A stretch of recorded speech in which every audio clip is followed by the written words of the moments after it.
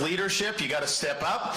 So I did an executive order authorizing Florida's emergency response team to go locate Floridians in Israel and bring them back to the United States of America.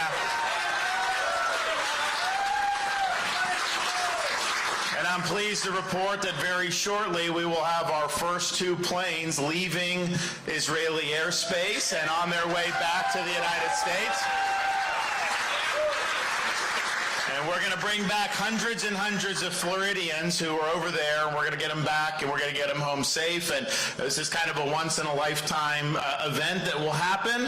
If I got my people over there that need help, I'm not just going to sit on my hands. I'm going to step up, and I'm going to lead, and I'm going to get the job done.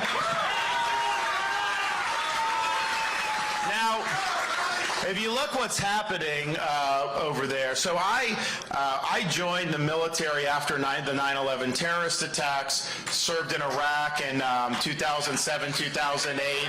We had Al-Qaeda in Iraq there at the time. That was kind of the big thing in the Sunni Arab areas, Fallujah, Ramadi, that's where we were. But the thing about it that wasn't getting as much attention, most of the U.S. troops that were killed in action were killed not actually by Sunni jihadists, not by Al-Qaeda in Iraq. They were killed by militia groups funded by Iran.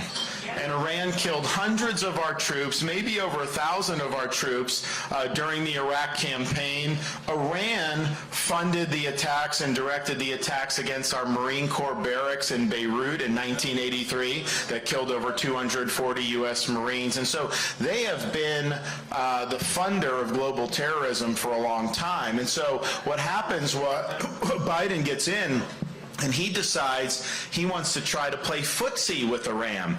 So he relaxed the sanctions, and so they've made a fortune on the oil revenue pouring into their country. Then he does this ridiculous deal to give them $6 billion in this hostage transfer, which is a disaster. All that's going to do is cause more terrorists to want to take more Americans hostage. It's a stupid decision. So he's doing that. But when Iran gets money, they don't use that to make the Iranian people's lives better. They use it to fund terrorism throughout the world. So you knew that money was going to go to Hezbollah and to Hamas and to those groups. And so Biden really helped facilitate what Iran was able to do to be able to orchestrate and fund those attacks. But I'll tell you this, having seen Al-Qaeda in Iraq, and then by the time I left military, ISIS, it morphed into ISIS. These are brutal people, but what I saw with Hamas, that was a level of brutality that I've never seen before. When you're beheading infants, when you're doing things against elderly and what they were doing, this is barbarism. These are animals and what they're doing. And Israel has every right to fight back. They have every right to defend themselves against that. And you're going to start hearing media, the United Nations, left-wingers, all this, they're going to start to blame Israel for what is happening. And first of all, if you look at how many people have already been reported dead, Israel's a small country. If that same proportion was killed in a terrorist attack in the United States, that'd be the equivalent of like 50,000 Americans in a terror. Could you imagine? I mean, 9/11 was 3,000. Can you imagine if we had 50,000? No one would have ever seen anything like that. So this is a massive, massive attack. They can't just sit there. They've got to go in and they've got to end Hamas. They've got to take all the infrastructure, destroy everything, and destroy Hamas once and for all. That's what they have to do just to defend themselves.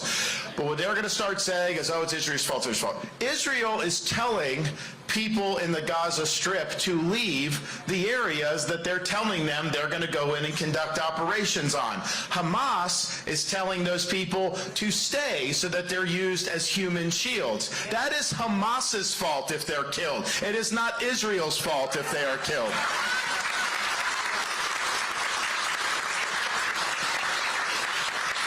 You're now starting to hear some people on the left say that if people, Palestinian Arabs, are leaving Gaza, that the United States should bring in potentially hundreds of thousands of people from Gaza. I can tell you this, as president, the number of people we will bring in from Gaza is 0. We are not going to do that. You have all these Arab countries. They should be absorbing those folks. Egypt, Saudi Arabia, Jordan, Lebanon, Morocco, all those countries should be doing it. There should not be bringing to the United States of America. So that's not going to happen. And we've got to get smart about what we're doing in this country. I mean, I don't know if you saw, as soon as news came out about the atrocities being committed, there were people in our own country taking to the streets to praise Hamas, to support what Hamas is doing. How does that happen? You have students at places like Harvard, they're signing letters saying how great this is for Hamas and everything. That is a sickness in this society. But that shows you, when we're talking about, and I'll talk about the border in a minute, but nobody has a right to come to this country. If you try to come to this country, even if it's legal, if you don't like this country, if you don't support our values, you should not be let into this country.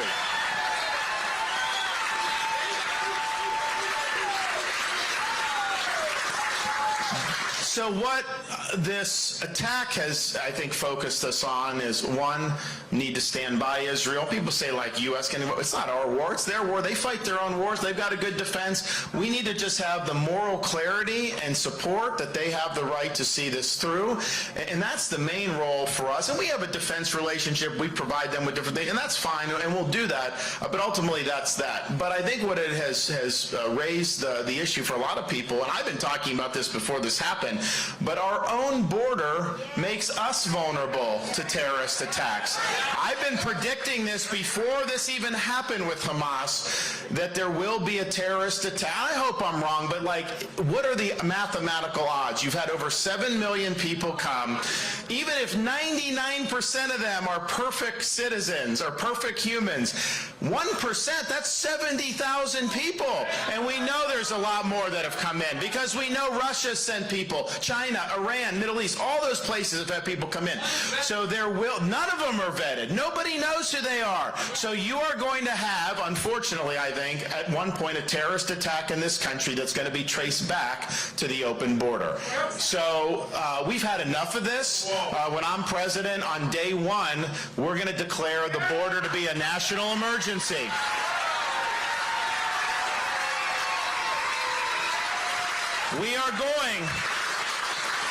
We're going to marshal all available resources, including our U.S. military, and we are going to put them on the southern border. We're going to stop the invasion cold.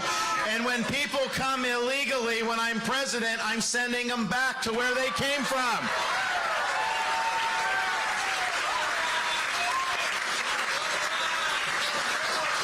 And yes, we will build the border wall. I think it's important. Honestly, of all the things I remember when I was going to Trump's rallies in 2016, that was the best thing. Build the wall and have Mexico pay for it. I mean, I thought that was a good promise. Now, he was here in Iowa a couple weeks ago, and he addressed that. Well, why did that not happen? And he said, well, there was no legal mechanism that he could have done to get Mexico. He's like, how do you just get money from Mexico? Now, that wasn't what he was saying in 2016. He said they were going to pay. But here's the thing. You actually can get Mexico to pay. Yeah, they're not just going to hand you money. Of course not. What you do, and what I will do, you impose fees on the remittances that people do when they send back to Mexico or Central America, South America. You'll raise billions and billions of dollars. And so, yes, not only we will follow through with the promise to build the wall, we will make Mexico pay for that wall.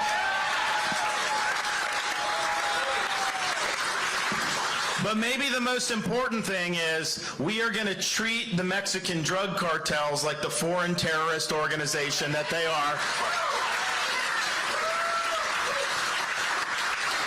We have tens of thousands of Americans that are dying because of the poison that they're bringing across our border, the fentanyl overdoses that are ravaging communities, not just at our southern border. Every community is now a border community because this stuff is infesting all these communities. And I've met a lot of angel moms who are moms who've lost kids to fentanyl overdose, a lot of times high school, college, maybe mid-20s. And here's the thing, on a lot of these people, they're not drug addicts. And I know there are people that are addicted, and that's a tough thing, and you got to help with that too. But a lot of what happens is maybe they're stressed out, they're studying for exams, someone says, here's a pill that could help. They think they're taking something, and it turns out it's laced with fentanyl, and then they die. And we had a case in Florida where a family rented an Airbnb and had an 18-month-old baby crawling on the carpet. There was residue on the carpet from fentanyl, and that killed the baby just by crawling on the carpet. Can you imagine? What are the parents supposed to do in a situation like that? So there's been an awful lot of heartbreak that's happened in this country. There's been voids in families because of that open border, and it needs to stop. And one of the ways you stop it is, when these Mexican drug cartels are trying to bring this poison across our border, I'm not just going to let them get away with murder. We're using lethal force against them, and we're going to leave them stone cold dead at the border when they're trying to do this. It's wrong.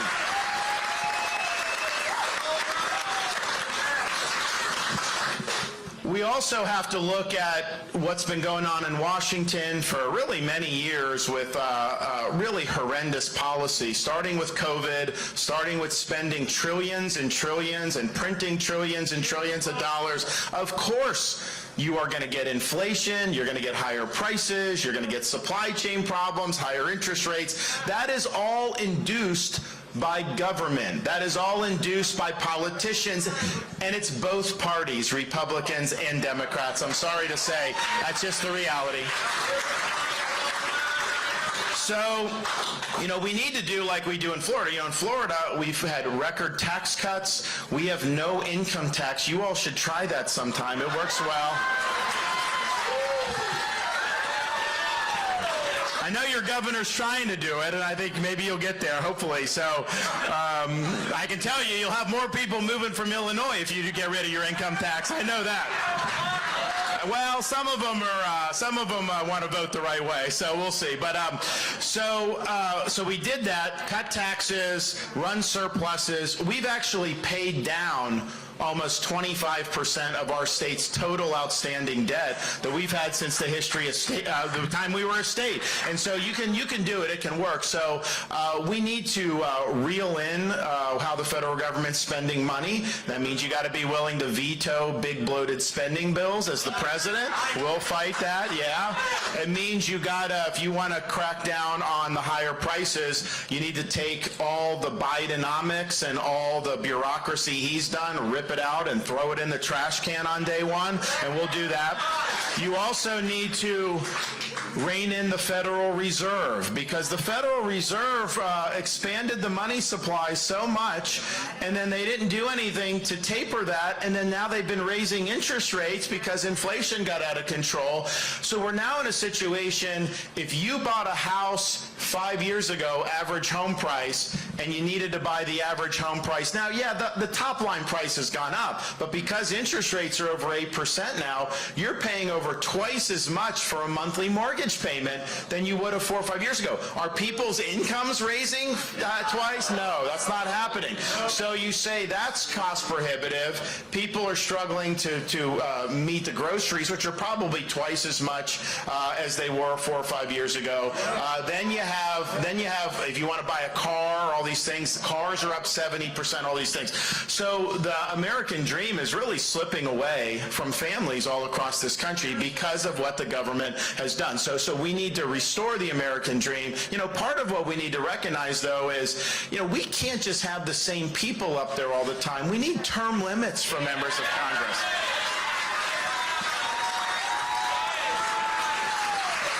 We need a balanced budget amendment to the U.S. Constitution. And we do need a line item veto for the president. So we'll get that. We'll work on all that. We need a new sheriff in town to be able to restore prosperity to this country, and we'll get it done. We also need to understand that our education system in this country needs a lot of work. Yeah. The purpose of schools is to educate, not indoctrinate. Every state in the country needs to respect the rights of parents to direct the education and upbringing of their kids. And that means you should be able to send your kid to the school of your choice. We have universal school choice in Florida. It works. It means that we should not have ideology in the classroom, like critical race theory. We should not have gender ideology in the classroom. And we should be teaching every kid American civics, about our Constitution and about what it means to be an American. That's very important. We also, so K-12 is important, and we've done a lot. I'll talk a little bit about what Florida's done. But, you know, higher education is totally off the rails. I mean, these Harvard kids signing these letters, all this nonsense that goes on in these universities. In Florida, our state universities, I made the decision as governor, you know, these universities are not just the ideological playpen of the left, okay? They're funded by taxpayers in Florida. You know, they elected me with a 1.5 million vote margin. I don't think they want far left universities. And so we need to have universities that are not trying to impose ideology, but are pursuing truth, that are preparing students to be citizens of this republic. And so we've done that in Florida. We now have all tenured professors must undergo review every 5 years and can be let go for poor performance. And we actually have we had a liberal arts college in Sarasota called New College, and you know, this had supposed to be like, it was supposed to be a top honors college, and it had devolved into almost like a Marxist commune. I mean, left of the left, like not advancing anything for the state. And so I came and I was like, okay, what are we going to do with it? So I appointed 7 conservatives to the board of trustees. They fired the president. They hired a conservative president. They eliminated DEI and CRT. They abolished the gender studies department. And they reframed the college's mission statement to be the nation's premier publicly funded classical liberal arts university, like a Hillsdale College in Michigan. And so now I've got, you know, I don't let our universities raise tuition. So if you're a Florida resident, you can go to any of our state universities for $6,400 or less. And students, good high school students, they get a scholarship, so most of them have to pay any tuition. But out-of-state tuition is $16,000, which is less than a lot of states' in-state tuition. So I've got parents around the country wanting to apply for their kids for New College because they can be in Sarasota. And what's happened is, you know, they're starting to weed out some of the professors that were part of the old regime, and they're recruiting a lot of all-stars to come in and be really good professors. You know, the media, they're like, oh, professors are leaving. There's a brain drain going on from New College. And I'm thinking to myself, well, wait a minute. If a professor of intersectional Marxism is leaving the state of Florida, that is not a negative for the state of Florida. That is addition by subtraction. So it's important. So there's a lot that we need to do. But here's what I think we're seeing in the world and what we're seeing at home. We have a lack of leadership in this country. We don't have leadership that is strong. We don't have leadership that is exercising common sense. And we don't have leadership that is capable of delivering really big-time results. Well, I'm the guy that can do that.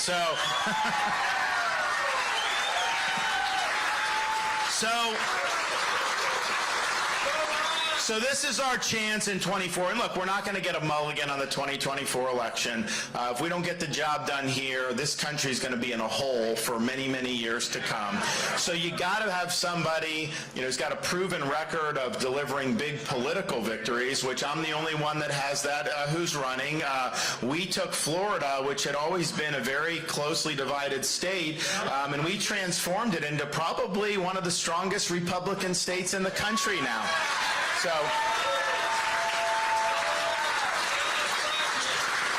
And so it's important because, you know, you got to win, and Republicans outside of Florida, Iowa, maybe a couple states or two, Republicans have been losing a lot in recent years. That's just a reality. And so we've got to find a way to do like we did in Florida or like your governor did here in Iowa to move forward. But even when you do that, you've got to have somebody that's going to actually deliver on all these. You know, it's nice to have a slogan.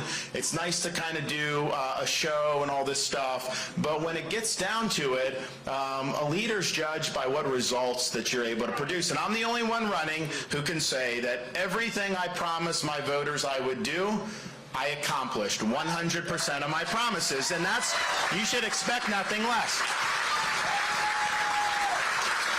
So you can trust me to follow through and get the job done. And you can see what we've done in Florida. I mean, I mentioned the budget surplus, paying down the debt, cutting taxes, universal school choice, eliminating CRT, beating Disney to get gender ideology out of the schools.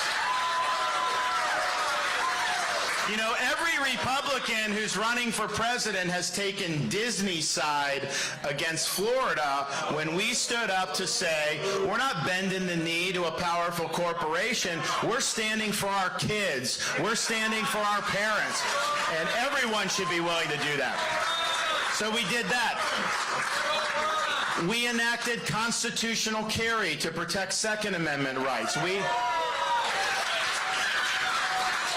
We signed the heartbeat bill in the state of Florida. We eliminated DEI from all of our public universities.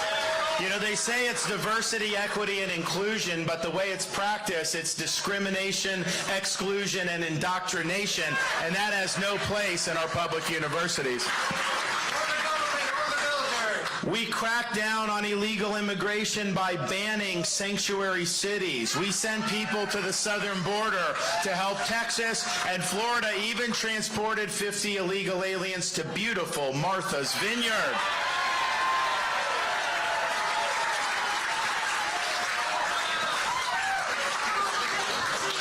We have prohibited the purchase of land by the Chinese Communist Party in the state of Florida.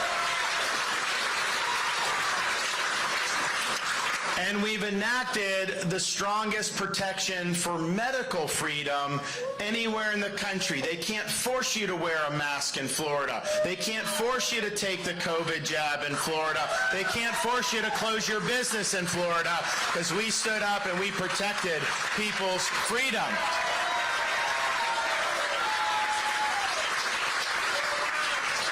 And that's the thing. Florida now, we're ranked #1 in economy, education, fastest growing state, most net immigration, all that stuff. And part of the reason we did that is because when COVID hit, we had to make a decision about how you were going to do as a leader. Were you going to follow the crowd? Were you going to bend the knee? Or were you going to be willing to chart your own course, even if it meant a lot of political blowback? And I refused to let the state of Florida descend into some type of Faucian dystopia. We weren't going to let people's livelihoods be destroyed, freedoms curtailed. So we fought the media, we fought the left, we fought the bureaucrats, we fought a lot of people in the Republican Party. But you know what? Our kids were in school, our economy did well, and people were not subjected to some of these irrational policies. And we served not only as a beacon of freedom for our own people, we served as a beacon of freedom for people throughout the United States, and even throughout the world would come to Florida as the focal point of freedom throughout the world. So we're proud of that, and that's been able to do. But that would not have happened if I had not been willing to plant my flag, take all the incoming fire, and not give an inch when it counted. And that's what we were able to do, because a leader has got to care more about protecting the jobs of the people he represents than he does about protecting his own political hide. So I was willing to let the chips fall where they may to do the right thing. So I'm excited to hear some of your questions, but before that, I just want to say I'm asking for your support in January here in the state of Iowa. If you're already committed for us, then your job is to reel in some more people between now and January to get the job done. I will be somebody as the nominee of the party that will get the job done. I'm not going to make any excuses, okay? I know what states you got to win. I know what we have to do. If there's a state that has election laws that we disagree with, I'm not going to whine about it. I'm going to exploit it for us. I'm going to have organizations. I'm going to do what needs to be done to do, because it's a must-win. So I'll get the job done. As a leader, I'll conduct myself in a way where you can be proud of me as your leader. As a president, I'm going to take on all these big challenges. I'm always going to fight for you. It's never going to be about me. It's going to be about delivering results for you in this country, and we will not let you down. We will get the job done.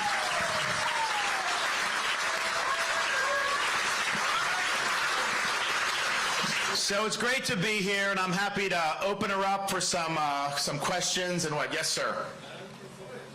Where? Highland County.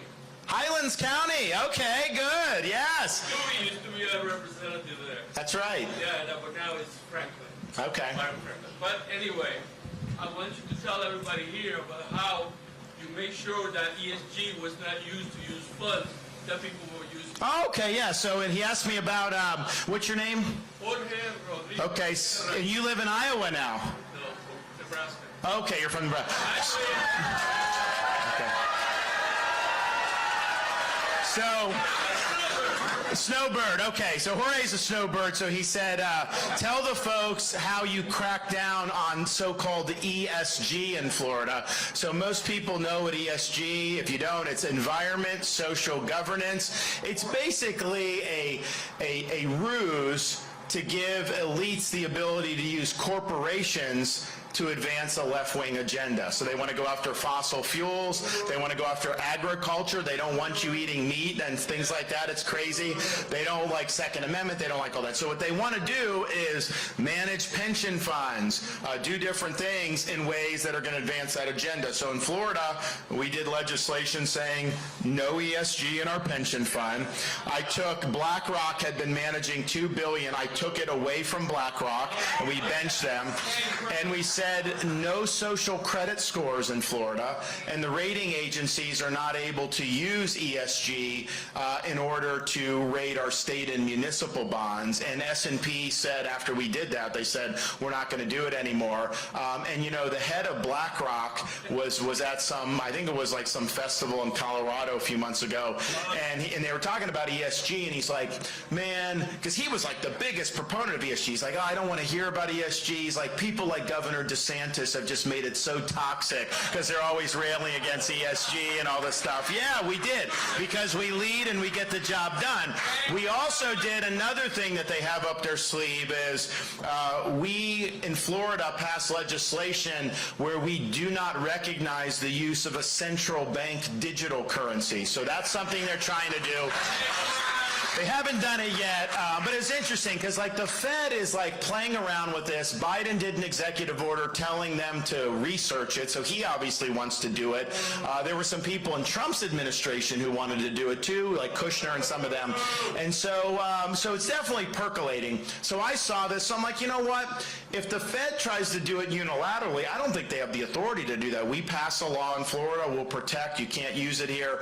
If Congress were to enact it, that would probably trump what we're doing, but I don't think they're going to do. So we did that. Well, I announced that we were going to do this, I don't know, 9 months ago, and it's interesting because you know when you're over the target on some of this stuff. Within like a couple days, there were these hit pieces from Washington Post, CNN, New York Times, all of them. Governor DeSantis is perpetuating conspiracy theories about central bank digital. Because what I said was, and this is true, they want to eliminate cash, they want to eliminate cryptocurrency, and they want central bank digital currency to be the sole way you conduct business. Why would they want to do that? Are they just trying to make the world a better place? No, they know that they would then be able to control how you spend your money, and you would lose financial privacy. So sometimes government does things where, you know, it may appear benevolent. It's kind of like a wolf in sheep's clothing. If you look behind, you say, oh, this is dangerous.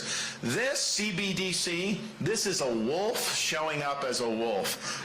This is bad for freedom, it's bad for privacy, and as the President of the United States on day one, CBDC goes in the trash can where it belongs.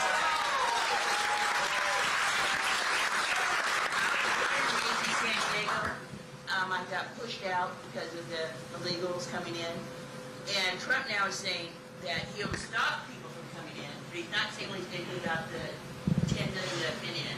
Do you have a plan for that, to find people and send them back? We're sending people back who are here illegally. Yes, you have to do that. You can't have the rule of law if you don't have it. And so she was asking me about that. She said that Trump says he's going to stop people coming in, that he doesn't have a plan for who's here. Actually, he claims that he's going to, quote, conduct the largest deportation in history. But he said the same thing in 2016. The same exact promise in 2016. And he didn't deliver it. In fact, Obama's this is crazy, but this is true. Obama's first 4 years deported more than Trump did in his 4 years as president. I mean, that's just sad. So, look, he had a chance on that. I'm somebody that can execute. We're going to get the job done because I'm sick of this problem, okay? We got to get it done. Yeah. Biden put the squeeze on our energy independence. Can that be reversed? So the questions about Biden's Green New Deal energy policies, we're going to reverse those on day one. We are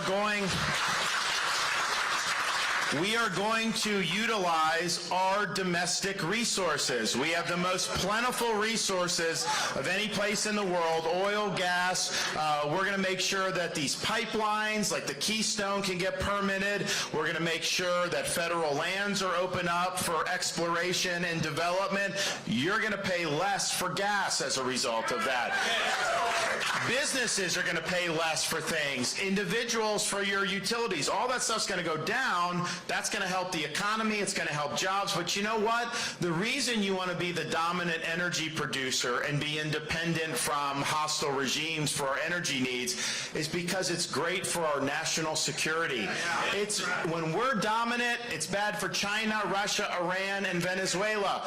Biden's Green New Deal helps China. It helps Venezuela. It helps Russia. It helps Iran. In fact, when you look at what he's doing, he wants to force people to buy electric vehicles. We're going to reverse that so that you don't have that.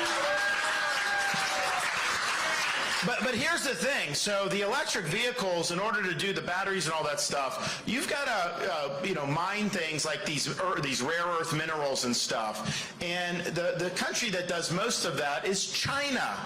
So you're making us more dependent on China. Now, we actually have reserves of all that stuff here. And Biden has taken action to put that off limits for mining. Well, so he deliberately wants us to be more dependent on China. So yes, we're going to open it up. I think we can get, what is it? It's probably nationwide. It's probably 370, 380 now. I was in California a couple weeks ago.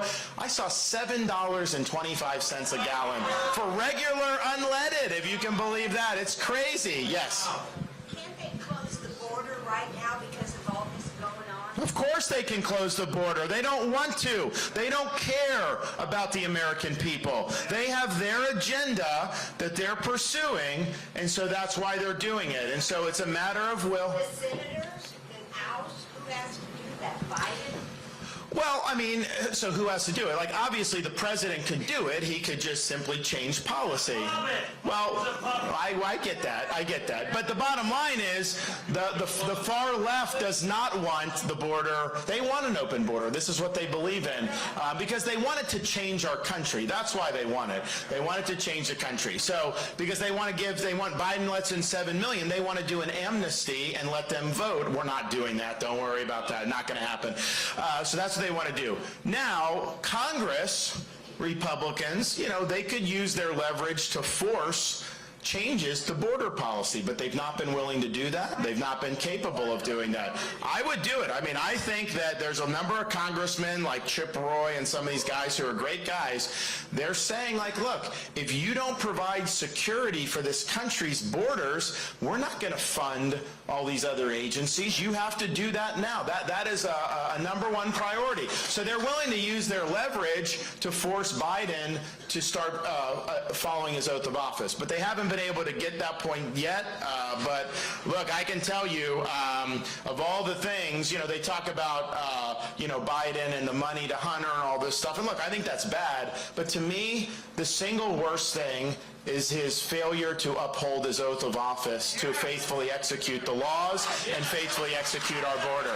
It's led to people dying in this country. It's been a total disaster.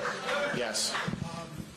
There's a tax credit for biofuels that Congress passed that has been is in effect until 2027. Many producers, farmers here in Iowa depend upon contracts they have written based on that tax credit. Some people in Congress are trying to take that away early. I just wondered if you can do something to stop that. So the question is, I think this is some of Biden's stuff. Was it some of the stuff Biden put in? Was this the Inflation Reduction Act? Yes. Okay. Well, clearly that was a huge mistake, that bill. I mean, like, trillions of dollars. I mean, it's going to cause huge amounts of problems. Now, when you're legislating changes, obviously, if people have made contracts based on the law, we have a contracts clause in the Constitution, that's a different issue. But that should not have passed in the first place. That was a very damaging piece of legislation. Yes, sir. Thank you. Hey, what can you do to unify the Republican Party when you were president?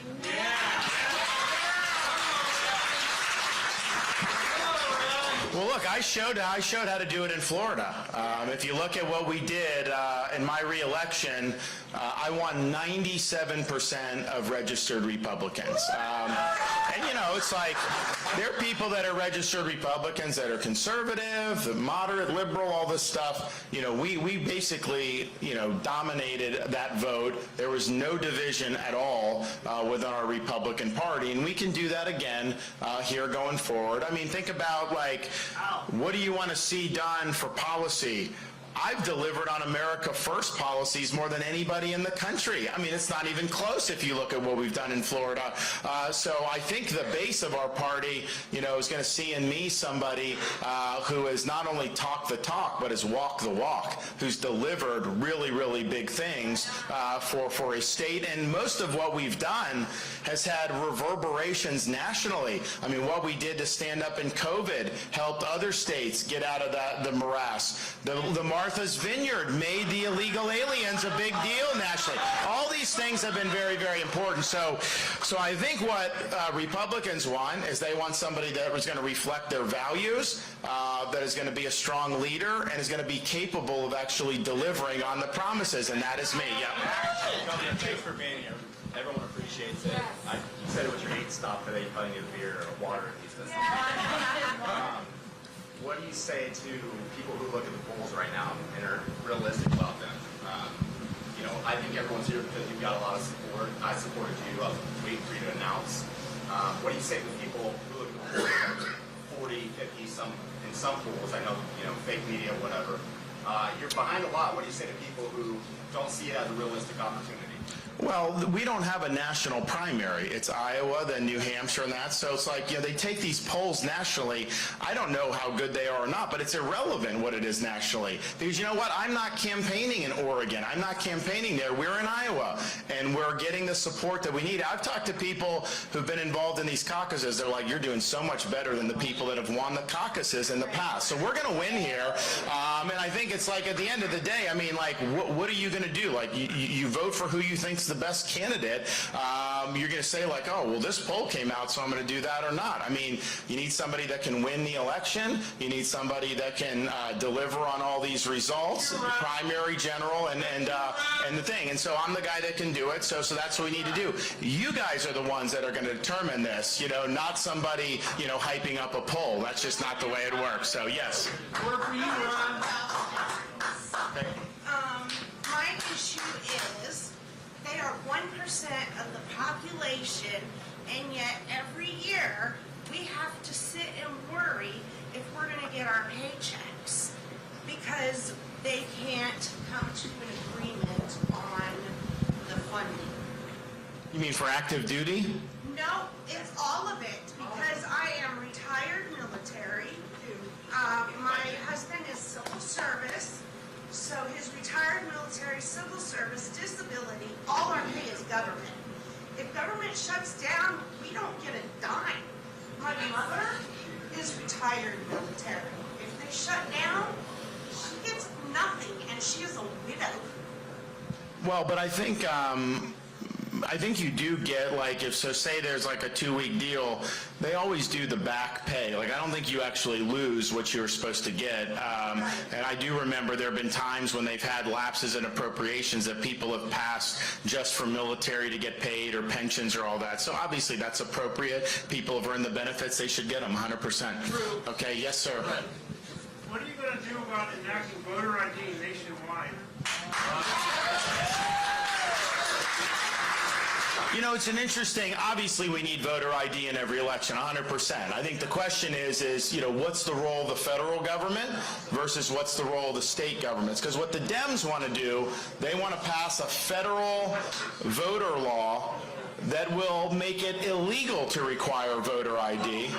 They want to make it so that every state has to allow ballot harvesting, and it will just be a total disaster. So to the extent we push federally for that, you know, we are opening up to more of a debate where then they're going to be involved federally as well. Now, maybe they'll do that anyway, so maybe we should just go ahead and do it. But we need universal voter ID, whether it's done through the states or the federal.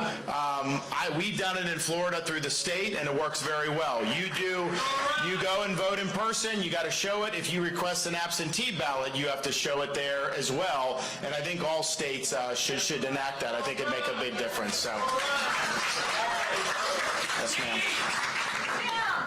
Thanks for coming. Okay, one second. Yeah, I got one right here. Go right here, then you. Okay. Thanks for coming from Florida and not being orange. Anyway, I've seen you transform Florida, and you just talk common sense, you know, and I feel like we're a majority, the people that want common sense. But can you bring that to Washington? Is it possible?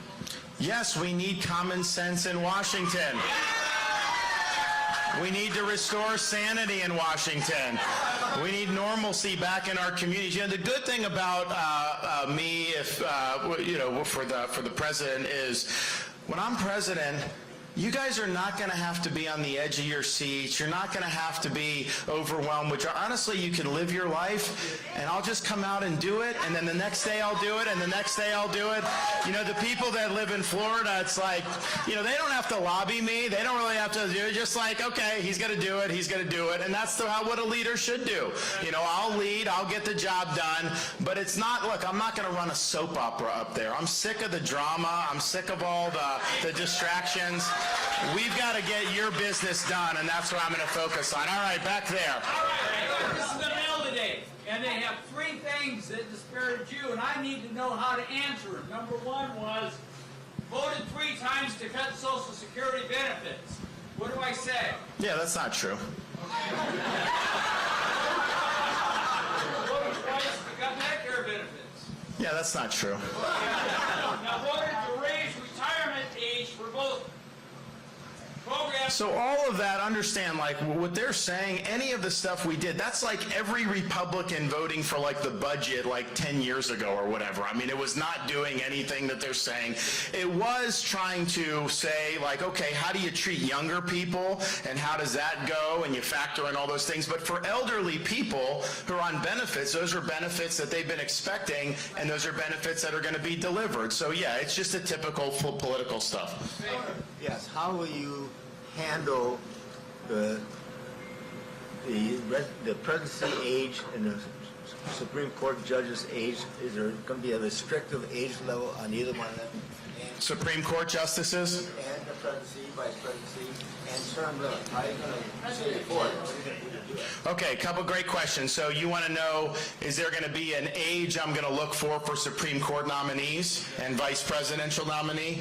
And then the third is, how are you going to do the term limits? So the term limits is interesting. So Congress is never going to do this, right? Because they don't want to limit themselves. But founding fathers thought ahead. So they have an ability in the Constitution, Article 5, states can do an amendment and go around Congress. And so Florida's already certified this amendment for term limits.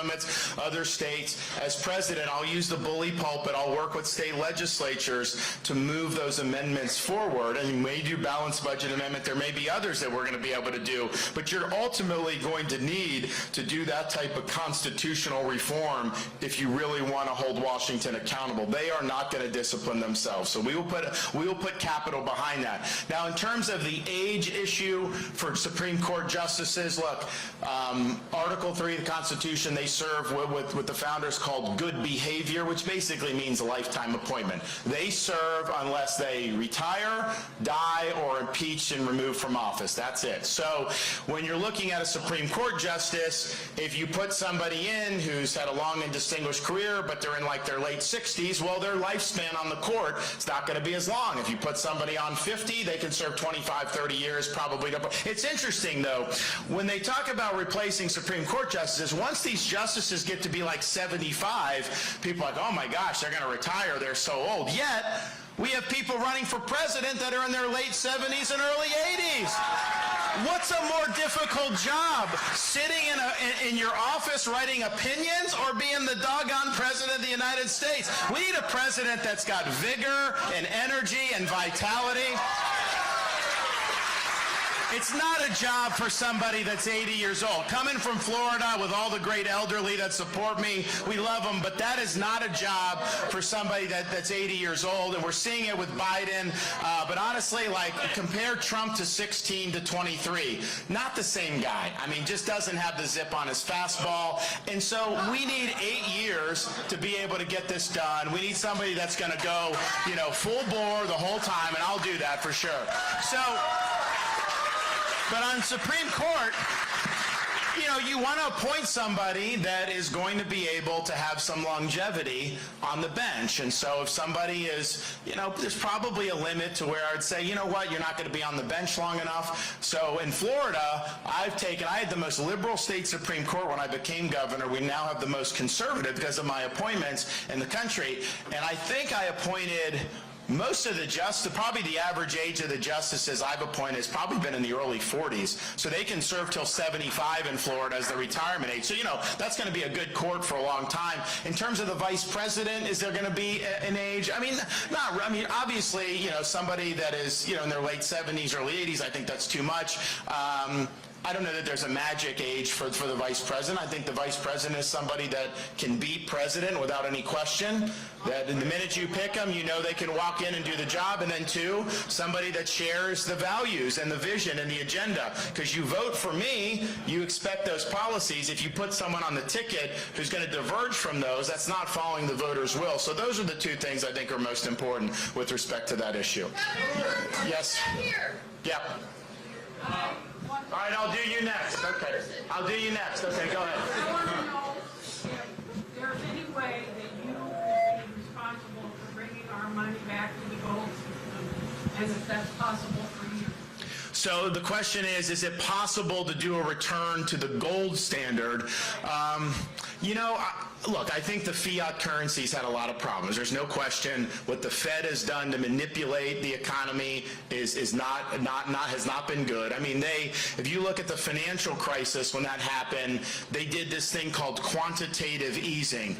And this is like, big time expansion. And it was supposed to be like an emergency situation. And what they did is they basically made QE something that was permanent almost. I mean, it became a normal part of monetary policy. The problem with that is that's been very good for people that are wealthy and have a lot of assets because it inflates those assets, and that's what's happened. It has not been good for people who are, income earners, people who are middle income, throughout the economy. And so, but that's the Federal Reserve that's making these huge decisions for the country, and they're not accountable to anybody. So I think what we can do realistically, because I think that would involve a lot of different stuff. Realistically, I think what we can do is audit the Federal Reserve, and two, have the Federal Reserve only do price stability. Don't give them a mandate to be able to central plan the economy anymore, and that will bring some, I think, clarity to our currency and stability. The reason why you've had these swings is because they have a mandate to ensure employment levels are certain high and this, and you really can't do both. I mean, like, you've just got to figure out what's your job. It should be the job of elected officials to ensure that the economy grows and we have a good economic environment. It should be the goal of the Fed to just make sure that our money is stable and that it retains its value. Okay, back there, do we have some? Right here, the short person. Okay. Question for you. We've talked some about Trump. We've talked about the Democrats.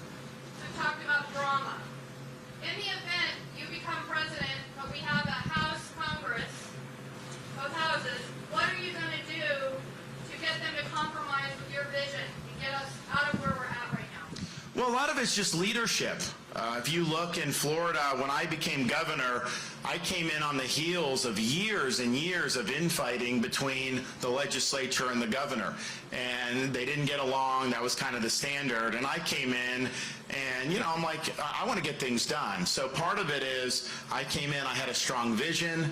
The people were with me. They told their representatives, support the governor. But also, you know, look, these guys get elected on wanting to do things. I was like, you know, what do you want to do that's important to you? Okay, if it's important to you, it's important to me. I want to work with you. Here's what's important to me. You know, let's work together. So you got to do that. It's not just like bashing people over the head or things like that. I don't think that that works. But what we then did, so the first year I was governor, people are like, even the liberal media is like, oh my God, they did so much with the legislature. And then every year we've done more and more. Now people criticize me and they say, oh, well, the legislature just does whatever he wants. No, that's not how it works. You know, you got to put out the vision. You got to do all this stuff. So just understanding how Congress works, understanding political incentives, you structure your agenda in a way that's going to lead people to come on board. And so it's just a question of leadership, but you got to be engaged. You got to know the pressure points. But I have no question. There's no question in my mind. We will win with a big enough margin that we will have a strong majority in Republicans in the House, and we will have a Republican majority in the Senate. That will get done, and that'll make a big, big deal. Okay. All right, yes, you. So, if I'm not mistaken, we have an issue in this country with childbirth, replacement rates, that kind of thing. What can we do to incentivize and encourage people to get married and have children? Yeah, look, I mean, I think that there's a demographic problem in Western societies writ large, not just the U.S., about, you know, how many children people are having. And a lot of this has just been lifestyle choices. Some of it is people are being told not to have families. You know, I've had supporters come up to me in Florida, and they'll say that, like, their kids or grandkids are, like, in their early 20s, and they're telling their family that they're not going to have kids because of global warming. But it's serious. People, this is real. People honestly feel this. They feel like anxiety about it. And I'm like, you know, how do we get to the point where you have people saying that they don't want to get married and have kids because of global warming? Like, that is just not a legitimate thing to concern with. It's not going to make the difference on any of this. So I think that we definitely have to have a little bit of clarity on some of this stuff. That yes, it's actually a good thing to do. That's how our communities are going to be strong. Now, you know, people are going to make decisions kind of how they see fit. But what we've done in Florida is we've made it financially easier, because what's happened is when inflation is like it is, when interest rates are like it is, people are going to make that calculation, and raising kids is almost cost prohibitive now. Even people that want to do it, they're getting squeezed. So you got to fix that underlying problem. In Florida, though, we said we're going to do even better than that. We have made all baby items, diapers, wipes, cribs, strollers, formula, all this stuff, permanently tax-free in the state of Florida. So you save a lot of money doing it. So I think having policies that are family-friendly, that incentivize families, things like school choice so parents can get good education for their kids, all those things are really, really important. But it is true that demographically, Western societies generally, including the U.S., are going to have problems if the current trends hold. And it's not something government can't just say, do this, do that. I mean, like, you know, these are individual choices that are being made here. Yes. You mentioned having a national emergency agency on the southern border.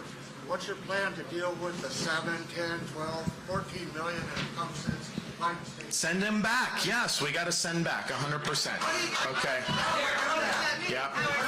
Yeah. Florida, a lot of your constituents in Florida know, because they come from places like Venezuela and Cuba, that presidents and attorney generals will jail their political opponents and do things like that.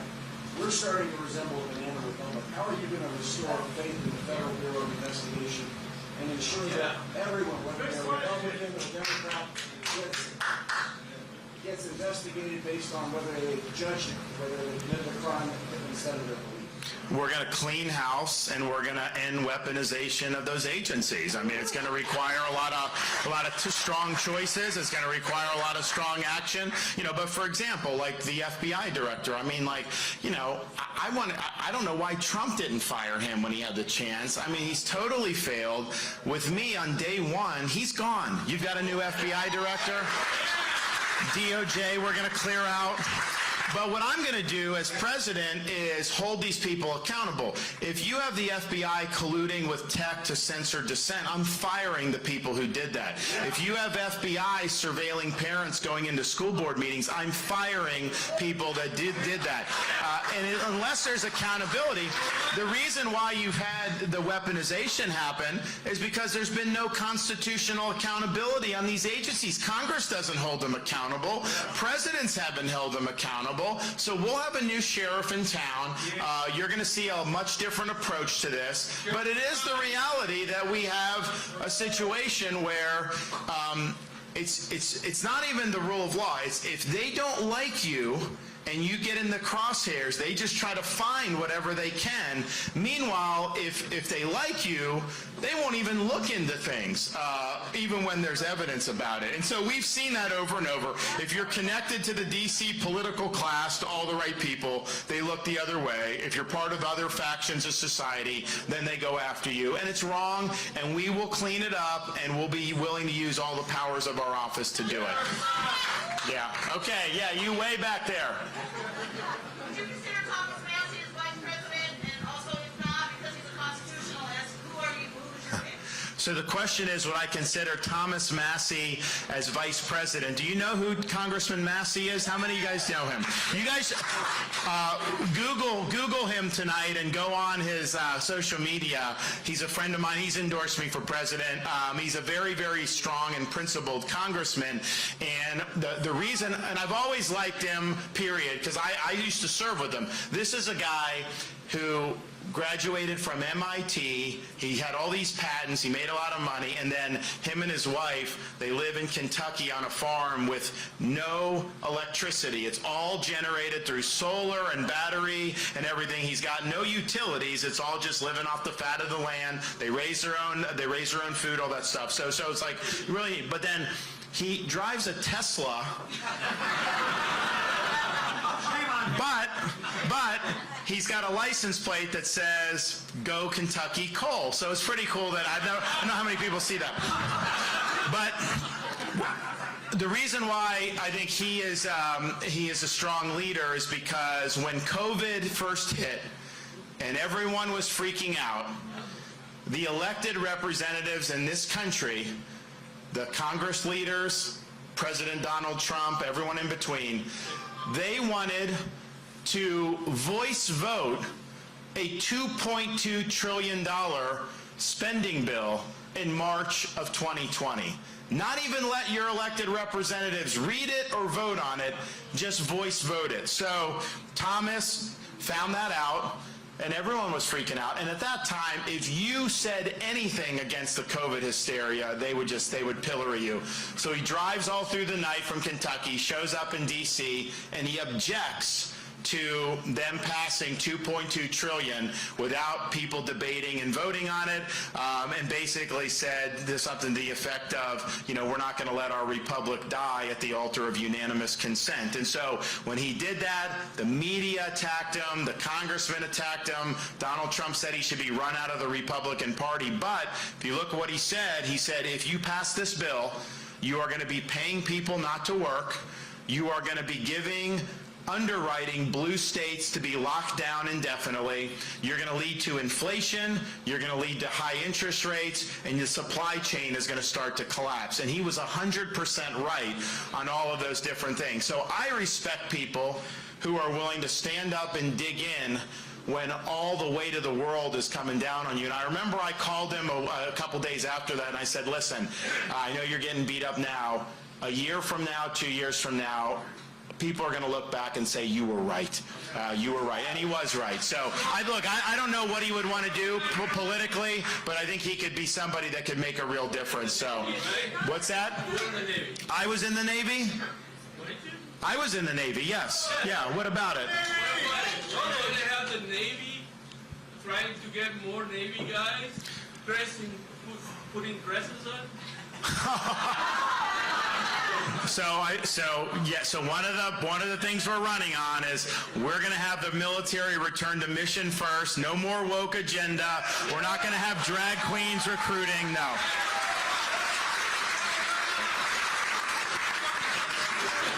Thanks for being here. To your point about Thomas Massey, what is your plan for folks like those who are just started in the military, nurses and doctors who were fired, and everyone who lost their livelihoods?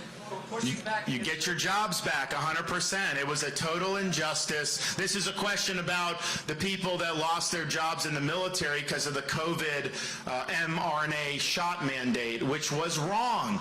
It was wrong to do.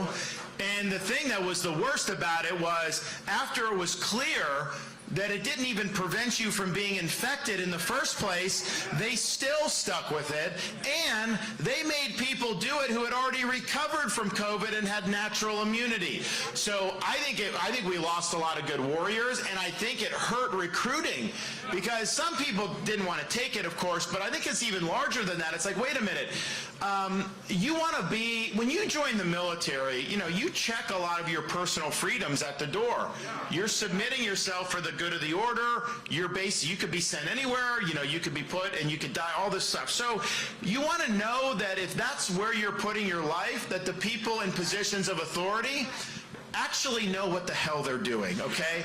And when they're forcing this shot, I think people are looking at it and say, there's no justification to do this. But one of the things we're going to do in addition to that, we are going to bring, and I'm the only one running that will do this, we are going to bring a reckoning to the government for its COVID-19 lockdown and mandate policies. We're going to get that done.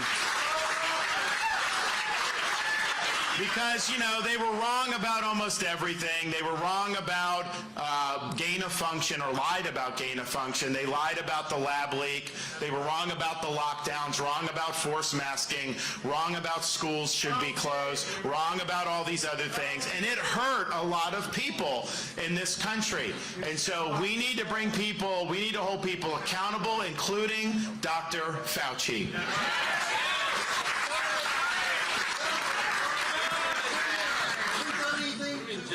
Change the way the ballots are counted this time. I believe in what you stand for and everything. I would just like to make sure that when I make my vote, that it's really going to get counted for you. Yeah, no, 100%. So the question is like election security, election integrity. First, in Florida, we did it right. We banned ballot harvesting, banned Zuckerbucks, voter ID universal. I have a election crimes office in state government that prosecutes voter fraud. We run very good elections now. We didn't used to, now we do. So it can be done. Now, there are other states that haven't done that. Nevada has ballot harvesting. We don't know what Wisconsin's going to look like, Pennsylvania, some of these others. So what you're going to do is every competitive state, we will have an organization that will be catered towards whatever the laws are, and we are going to exploit this for ourselves. I mean, we are going to do what we can do within the confines of the law and policing the Democrats for what they're doing. But here's the thing, we shouldn't be defeatist about this. We should solve the problem. The Democrats, since Andrew Jackson, have been pulling stunts with elections, okay? This is not anything new. This is just what they do, and we're going to be on top of it, but we're also going to win by such a margin. I won by such a margin. I don't know that they tried to cheat because of what we did in Florida for election integrity, but if they did, you can't steal a landslide, so don't worry. We're going to get the job done.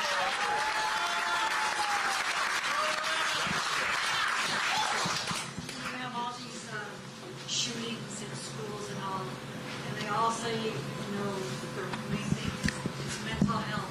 Do you know how hard it is to get help for mental health? So the question is, you've had some of these young people, teenagers, early 20s, school shootings, different types of things where people are clearly off their rocker. A lot of people say, well, this is just mental health, but, she pointed out that, mental health, the way it's provided in this country is not exactly optimal. A lot of times some of these guys, we've had situations over the last 10 years in Florida where people had been identified as having problems. They went, they were evaluated, and they were not ultimately committed, and so then they were out doing whatever. So I think there needs to be a reevaluation of some of this stuff. You look at like San Francisco, some of these places, all these homeless and everything like that, and a lot of that's mental illness. There's a lot of other things with mental illness, and it used to be if people couldn't function in society, if they were a danger to the community, they would be in an institutional setting. And yet we've changed that over the last 40 years where that's much rarer now. But I think that that's led some of these people who really don't have their wits about them. People just turn their eye away from it, pretend it's not a problem when it is a problem. And we had a shooting in Florida before I was governor at Parkland, 2018. And this guy, he massacres these students, and it was a terrible blow to the state. But one of the things that really bothered me about it was within an hour or two, without even knowing who it was, almost anyone familiar with that community said it was this guy. Like, this is the one they suspected just based off knowing that this guy had a screw loose, and yet nobody did anything to stop it. And so that's, I think, something. In Florida, we try to take that seriously, particularly in a school setting. We've done a lot for school security, so I came in on the heels of that. No one had done anything, so I fired the sheriff who dropped the ball. We got rid of the school board members who dropped the ball. We started really cleaning house, but one of the things I did is I implemented all the stuff for security in our schools. So we have the strongest school security now anywhere in the country, and it's things like having a school resource officer. It's having schools set up in ways where it's not an easy pathway for someone that wants to do harm, or they'd be able to be identified. We also have something called the Guardian Program, where a faculty member can carry concealed, trained faculty members can carry concealed. Now, or administrators. And, the left hates that, and the media hates it. They're like, teachers should not have to carry guns. Of course they don't have to. No one has to. It's totally voluntary. But here's the thing. If a school is a guardian school, a shooter that thinks someone may have it concealed, they are going to be less likely to go to that school. Or they want soft targets. That's what they try to do. They try to do soft targets. So we've really worked hard to say some of these sensitive places, schools and others, harden the targets, provide support, and it does make a difference. You got to put money into it. You got to put attention to it. But we've been able to do pretty good. Yes, ma'am. Well, 1 sec. I'm going to do this one, then I'll do you back there. Go ahead. You did a great job when Florida was hit with a hurricane. Is there anything that you can do when you're president to help East Palestine or Maui? Yeah, so the question is, so we do emergency response in Florida. We respond very quickly. Hurricane Ian, we just had Hurricane Idalia. This whole Israel thing, marshaling our assets and bringing people home. We believe in really rapid response. So the question is, the federal government's not done as well on things like East Palestine or Maui with that. And I think the question is by the time I'm president, I don't know what it's going to look like. So I can't say that there's going to be things that we will do. I could tell if I was president, you would have seen a much different response, that's for sure. Last question, ladies and gentlemen. Last question. Yes, sir. Who? Where? You. Okay. Hi, I'm a disabled veteran at home, and in the last 3 years, I've seen his quality of care and diminish, and they're trying to take away some of our help that we get. What can you do to help bring back some of their benefits and to give them a little more hope that they're going to be taken care of by their government? Who's which caregivers through which? Is it an agency? Is it a... It's through the veterans. So it's through the Federal Department of Veterans Affairs? Right. Yeah, so look, I mean, one, part of the problem is with the economy and everything, that's had ripple effects throughout. So we've got to get the inflation, interest rates, all that, because it will make things better for everyone. But what we're going to do with veterans is replicate a model that we've done in Florida where these bureaucracies ultimately are not going to get the job done, okay? There's always going to be problems with them. They're big, clunky bureaucracies. Yet, especially with veterans, man, there's a whole host of goodwill, energy, resources out throughout our country that's not necessarily part of a VA bureaucracy. So in Florida, we have something called a care portal that my wife helped develop. Iowa's actually working to do this here. They came down and met with her. But what it does, if like someone's coming in for welfare benefits, instead of just giving them a check, telling them to come back and doing that, their needs go into this care portal, and we have churches plugged in, charities plugged in, volunteers, businesses in the community. So if somebody needs meals for their kids or they need a new bed or whatever, all of a sudden the community comes, someone will come do that, and then those people aren't even needing government benefits again. So with veterans, we're going to do a similar model, because I remember when I left active duty, I got a packet with all the veterans benefits. I couldn't understand any of it. I didn't know, like, it was just bureaucracy. So we want to have a situation where you go in, you need veterans need help. The VA has a portal where every veterans group can plug in, every business who wants to do it, volunteers, charities, all these different things. And you know what? If somebody needs some help with, say, home health care, you're going to have people that are going to be there. If a veteran's having trouble with post-traumatic stress, you have organizations that are designed to assist the veterans on that. It is not going to be solved through the bureaucracy. It will be solved by harnessing the goodwill of the American people. Thank you all. God bless.